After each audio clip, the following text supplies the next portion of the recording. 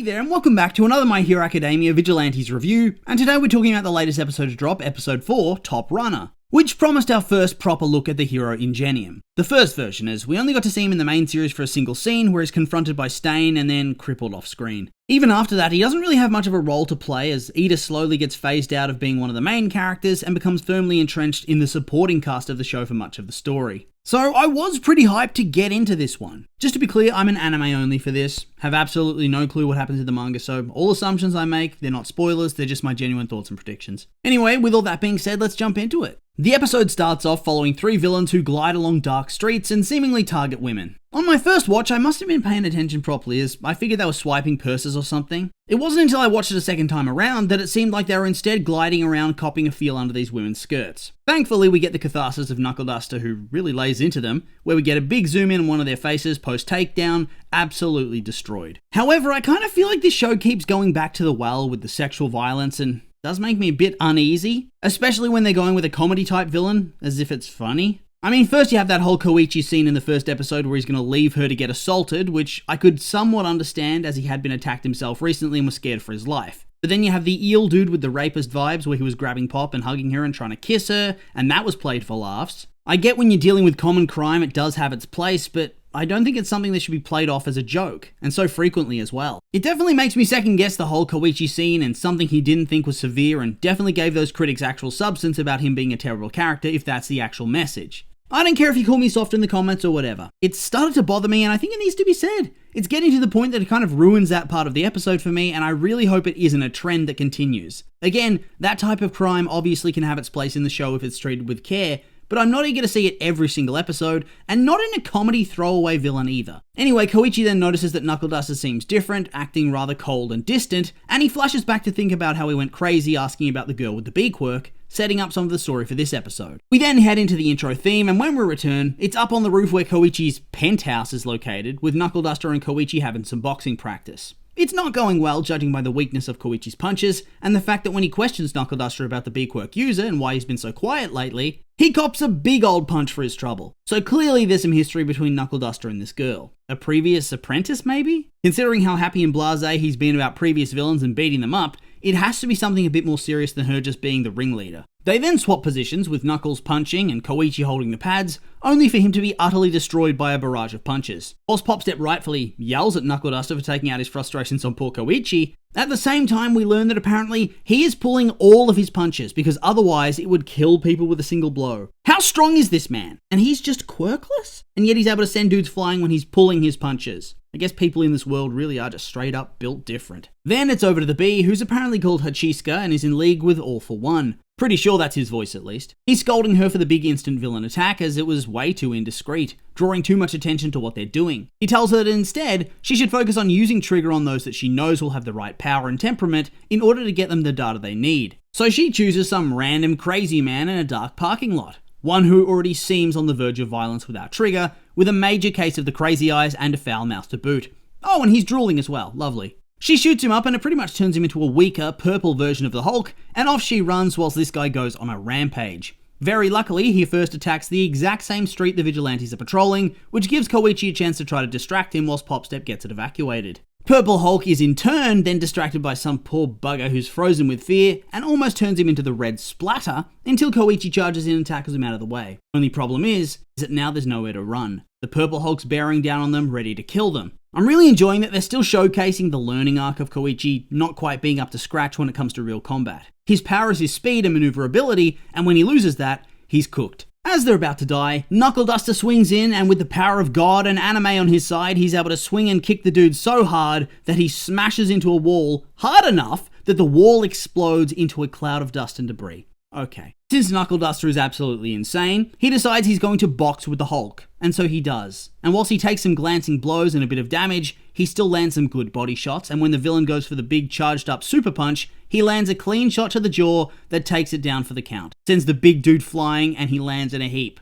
Oh, come on now. This one felt like bullshit to me. Previously, I've enjoyed him taking on the big hitters because it felt tactical, like they had to think of special weaknesses to take them down, like making the rock guy lose his focus, which allowed a beatdown to occur, or a surprise brick to the back of the head. Here, he just outfights him, and somehow overpowers him. That's some fan fiction protagonist bullshit right there. And I love Knuckle Duster, but it has to be said. This was just taking the piss, especially with the airtime he's getting. Regardless, Knuckles thinks it was a tough fight, and so suddenly, he's in a good mood again. He lives for the tough competition and the feeling of being able to die at any second. That's what he wants. And even though Koichi still ends up being battered by him in boxing practice the next day, it's clear that he's out of his funk and ready to keep working. Meanwhile, Hachisuka's back on the phone with All For One, who tells her that despite the villain losing the fight, it's actually a good thing, because it allows them to continue to collect data. And at the same time, it avoids the heroes getting combat data of their own. Thus, the Vigilantes are a good thing for their plans, and she should keep making villains hoping the Vigilantes are going to come to fight them. It's actually a rather clever scheme now that I think about it. Since Vigilantes are outside of the law, there's less chance of them having the drive, resources, and ability to dig deeper into this and to coordinate with other heroes who put the operation at risk.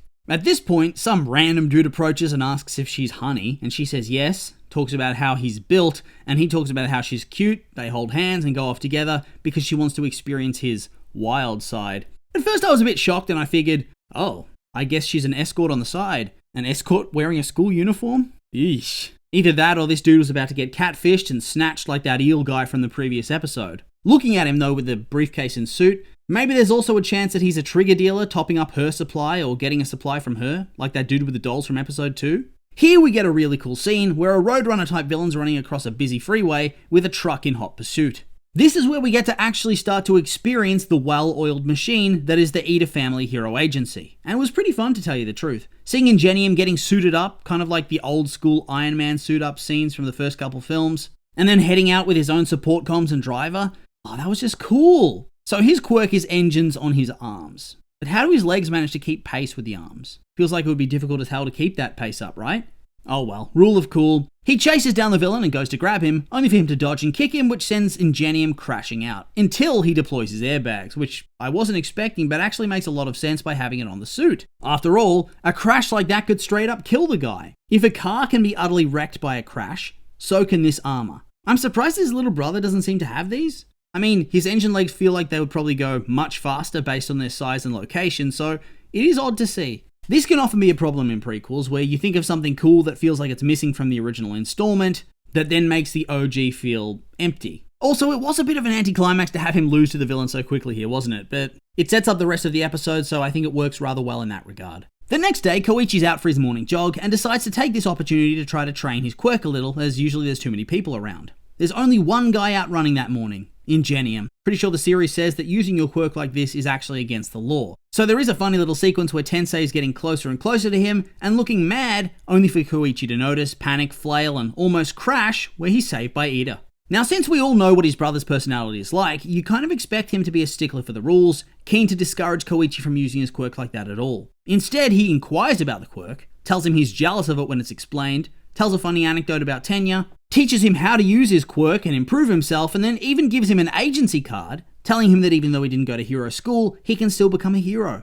Offering him a job on the support staff when he graduates, which would then probably turn into a sidekick role when he gets that hero license. Damn, talk about a lucky break, hey? Also just really reinforces to me that Stain is absolutely a hypocrite and full of shit when he unilaterally decides that every single hero outside of All Might, and then outside of Deku, is a phony and a fake. Tensei's awesome here, and clearly cares about protecting the public and doing his job more than anything else. After all, he's out there with his crew night after night on the road, hunting a villain nobody's really gonna see. It's not about clout for him, it's about protecting the public. Hell, regardless, Stain's whole thing was bullshit anyway, considering how much merch and promotion All Might did in the first place. In the previous episode here, there was literally All Might branded chips on sale, with All Might himself doing the promotion in the ad with a goofy catchphrase. I gotta say, I wish Muscle All Might could have rejected Stain to his face. Tensei clearly did good work and protected people. He helped people and then suddenly it's all over. It's not fair. Moving on, we cut back over to that running villain who shot up with Trigger once again and who has Ingenium on his tail. But this time, Ingenium doesn't just have his truck. He has his whole support squad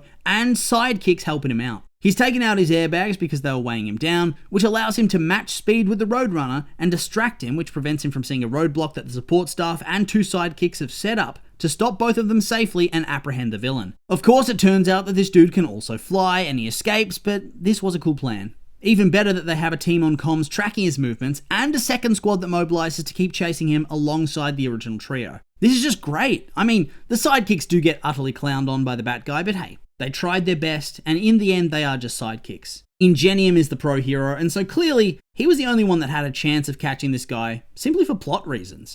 Or so I thought. I was so sure he was going to get his hero moment, only for the crawler to come out of nowhere and trip this dude over, with Knuckle Duster knocking him out with one blow. They tie him up, and then for some reason, they talk to Ingenium from the rooftop, with Koichi speaking and then showing his face, even though being a vigilante is against the law and could get him in trouble. Plus, a noted pro-hero agency being revealed to have worked with a vigilante and then hiring him later, that'd be a bit of a scandal, wouldn't it?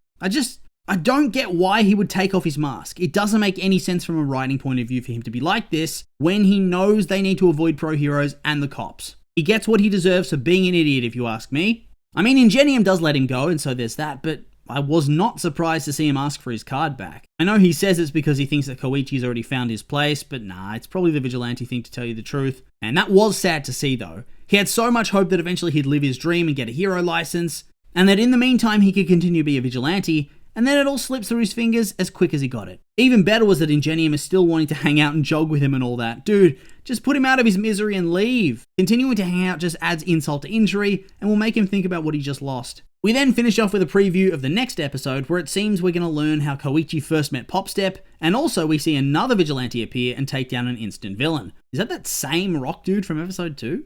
Guess he's already back at it. The blood on the sword does not bode well for him. A really great episode this time, and it was great to see a relatively minor character, but who's important to the backstory of a pretty critical member of Class 1A, finally get some fleshing out. Really enjoying that you can see elements of Ida in him, but that he's also far different than you would expect. Plus, it was really cool to see how a hero agency that doesn't have some absurdly strong Giga Chad hero like All Might or Endeavor works. One where the sidekicks actually play a role, and everybody comes together to use their strengths to defeat a villain, as opposed to one guy soloing everything. The world building in this show is great, and I think it does enrich the main story too. And with all that being said, these have just been my opinions, and now I'd like to hear yours. What did you think of this episode? Did you like it? Hate it? I'm curious your thoughts, so make sure to like, comment, and subscribe, and let me know.